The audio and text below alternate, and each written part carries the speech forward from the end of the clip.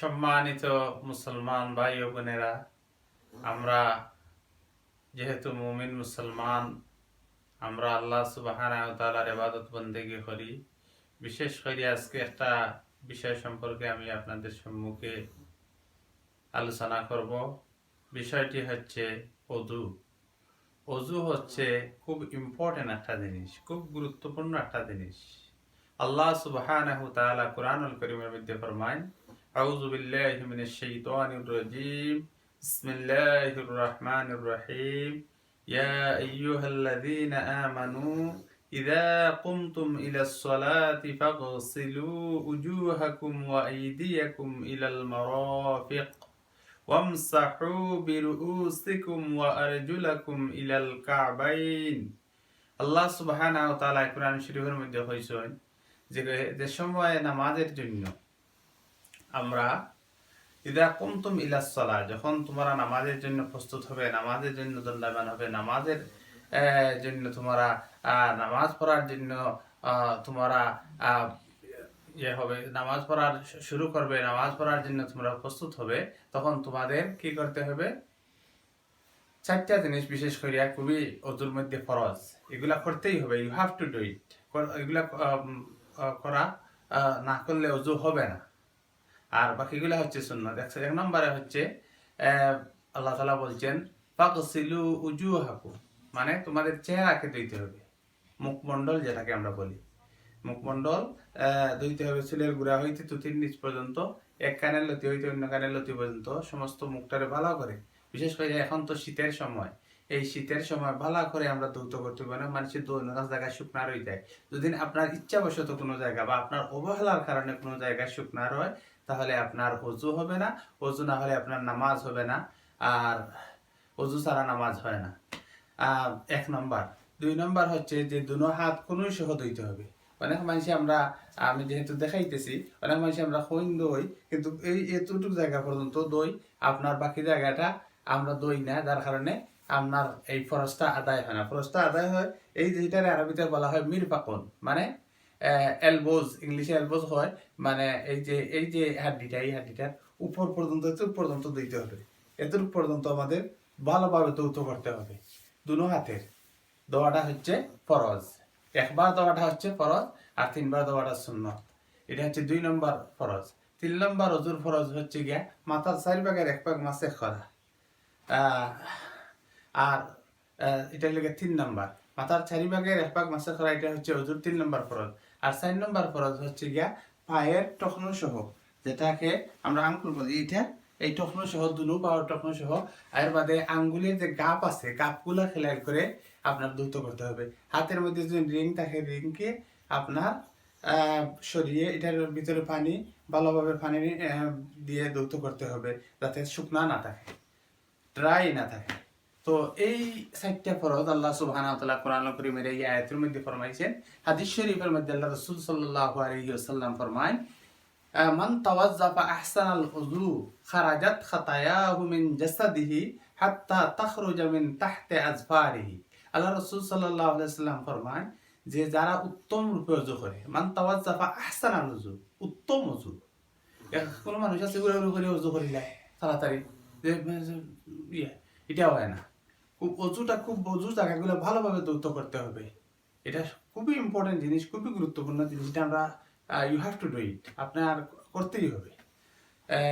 এই জন্য আল্লাহ রাসূল সাল্লাল্লাহু আলাইহি ওয়াসাল্লাম ফরমান, আহসানুল ওযু খারাজাত খাতায়াহু, আল্লাহ সুবহানাহু ওয়া তাআলা তার গুনাহ এইরকম বাহির করে দিবেন, আল্লাহ এইরকম তার গুনাহ বাহির হয়ে যায়, হাত্তা তাখরুজা মিন তাহতি আজফারিহি। আল্লাহ রাসূল সাল্লাল্লাহু আলাইহি ওয়াসাল্লাম ফরমান, যেমন তার নখের জোর থেকে আপনার যেরকম গুনাহ ঝুরি ঝুরি পড়তে থাকে। তো এই ওযুটা আমরা উত্তম রূপে করতে হবে। আবু দাউদ শরীফের একটা হাদিস আছে, আল্লাহ রাসূল সাল্লাল্লাহু আলাইহি ওয়াসাল্লামকে মা আয়েশা সিদ্দিকা রাদিয়াল্লাহু তাআলা আনহা জিজ্ঞাসা করেছিলেন, ইয়া রাসূলুল্লাহ, কিয়ামতের দিন আপনি আপনার উম্মতদেরকে কিভাবে চিনবেন? কারণ আদম আলাইহিস সালাম থেকে নিয়ে আপনি পর্যন্ত আপনার অনেক উম্মত, অসংখ্য উম্মত হবে। ওদের মধ্যে আপনি আপনার উম্মতকে চিনবেন কিভাবে, পরিচয় কিভাবে করবেন? তখন আল্লাহ রাসূল সাল্লাল্লাহু আলাইহি ওয়াসাল্লাম বলেছিলেন, আবু দাউদ শরীফের হাদিসের মধ্যে আসছে, ইন্না উম্মতি ইয়াদউনা ইয়াওমাল কিয়ামা গুররাম মুহাজ্জালিনা মিন আসারিল ওযু। আল্লাহ রাসূল সাল্লাল্লাহু আলাইহি ওয়াসাল্লাম ফরমান, নিশ্চয় আমি আমার উম্মতদেরকে কিয়ামতের দিন চিনব, পরিচয় করব গুররাম মুহাজ্জালিনা মিন আসারিল ওযু। যেরকম গুররাম মুহাজ্জালিন বাংলায় বলা হয় যেমন সাত কপালি গোরা। কিছু গুড়া আছে তার কপালের মধ্যে মানে আমরা সান কপালি গুড়া যেগুলো বলি সিলেটি ভাষায়, এই ধরনের একটা ইয়ের মতো থাকে, মাগ থাকে তার কপালের মধ্যে, যেটাকে আমরা সান কপালি বলি। তো এই ধরনের গুড়া সাধারণ গুড়া থেকে পরিচিত করাতে এরকম ইজি সান কপালি গুড়াদেরকে এরকম আল্লাহর নবী সাল্লাল্লাহু আলাইহি ওয়াসাল্লাম বলেন, আমার উম্মত যারা হবে কিয়ামতের দিন তার অঙ্গ প্রত্যঙ্গ যে জায়গাগুলা বিশেষ করিয়া চেহারা, হাত, পা, যে জায়গাগুলো আমরা অজুর মধ্যে ধুইছি এগুলা আপনার এরকম চমকিতে থাকবে, লাইটের মতো প্রকাশ করতে থাকবে। তখন আল্লাহ রাসূল সাল্লাল্লাহু আলাইহি ওয়াসাল্লাম বলেন যে আমি আমার উম্মতদেরকে কিন্তু হাদা উম্মতি হাদা উম্মতি হাদা উম্মতি, এই আমার উম্মত, এই আমার উম্মত, এই আমার উম্মত। আল্লাহ রাসূল সাল্লাল্লাহু আলাইহি ওয়াসাল্লাম বলেন যে আমি আমার উম্মতদেরকে অতি সহজেই চিনতে পারবো কোন আমলের কারণে। অজু যদি উত্তম অজু হয় তাহলে অজু জায়গাগুলা কিয়ামতের দিন ময়দানে মাহশরে, হাসরের মাঠে, যেদিন ইয়াউমা ইয়াহশুরুহুম জামিআ, যেদিন সমস্ত মানুষ একত্রিত হবে, জমা হবে, ওই দিন আল্লাহ রাসূল সাল্লাল্লাহু আলাইহি ওয়াসাল্লাম সমস্ত উম্মতদের মধ্যে থেকে আদম আলাইহিস সালাম থেকে মুহাম্মদ সাল্লাল্লাহু আলাইহি ওয়াসাল্লামের উম্মত পর্যন্ত সমস্ত উম্মত থেকে আল্লাহর হাবিব বলেন আমার উম্মতদেরকে আমি অজুর জায়গাগুলা দেখে, অজুর জায়গাগুলোর প্রকাশ থেকে, অজুর জায়গাগুলা চমকিতে থাকবে, অজুর জায়গাগুলোর মধ্যে লাইট থাকবে, নূর থাকবে, ওই নূর দেখে, ওই লাইট দেখে আমি আমার উম্মতদেরকে চিনতে পারবো। এই জন্য খুবই গুরুত্বপূর্ণ, অজু একটা অত্যন্ত গুরুত্বপূর্ণ ইবাদত। আল্লাহর অন্য হাদিস শরীফের মধ্যে আল্লাহ রাসূল সাল্লাল্লাহু আলাইহি ওয়াসাল্লাম আল উযু সালাহুল মুমিন, আল্লাহ রাসূল সাল্লাল্লাহু আলাইহি ওয়াসাল্লাম ফরমান যে অজু হচ্ছে মুমিনের জন্য একটা সালাহ হাতিয়ার।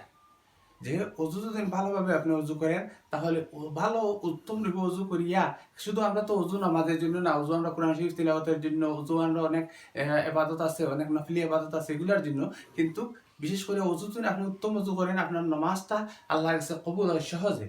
নামাজের মধ্যে আপনার একাগ্রতা, নামাজের মধ্যে খুশু আসে।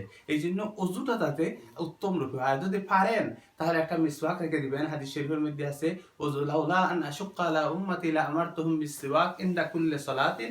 ওফি বাদি দুইটা বর্ণনা আছে, ওফি riwayatin আখার যে অন্য বর্ণনা আছে আল্লাহ রাসূল সাল্লাল্লাহু আলাইহি ওয়াসাল্লাম ফরমায় ইনদা কুল্লি ওযুই, যে এক বর্ণনাতে আইছে আল্লাহ রাসূল সাল্লাল্লাহু আলাইহি ওয়াসাল্লাম ফরমান লাউলা আন আশুক্কা আলা উম্মতি, যদি আমার উম্মতের জন্য কঠিন না হইতো, মুশকিল না হইতো, তাহলে আমি বলতাম যে প্রত্যেক সালাতের সময় যাতে মিসওয়াক করে। আর অন্য হাদিস শরীফের মধ্যে আসছে প্রত্যেক ওযুর মধ্যে যাতে আমার উম্মতকে আমি বলতাম যে মিসওয়াক করার জন্য। কারণ অন্য হাদিস শরীফের মধ্যে আল্লাহ রাসূল সাল্লাল্লাহু আলাইহি ওয়াসাল্লাম ফরমান আস-সিওয়াকু মুত্তাহহারাতুল লিল ফাম ওয়া মারদাতুল লির-রাব। কারণ মিসওয়াক করলে আপনার মুত্তাহহারাতুল লিল ফাম মানে মুখের মধ্যে পবিত্রতা আনে, ও মারদাতুল লির-রাব আল্লাহ সুবহানাহু ওয়া তাআলা সন্তুষ্টি অর্জন হয় মিসওয়াক করলে। এরপরে হাদিস শরীফের মধ্যে আসছে আল্লাহ রাসূল সাল্লাল্লাহু আলাইহি ওয়াসাল্লাম ফরমান যে মিসওয়াক করলে দাঁতের যে জড়গুলো আছে এগুলা সজামিগুলা শক্ত হয়। এরপরে আল্লাহ রাসূল সাল্লাল্লাহু আলাইহি ওয়াসাল্লাম বলেন যে মিসওয়াকের দ্বারা ঈমান নসিব হয়, মিসওয়াক করলে মওতের সময় কলিমা নসিব হয়, ঈমান নসিব হয়।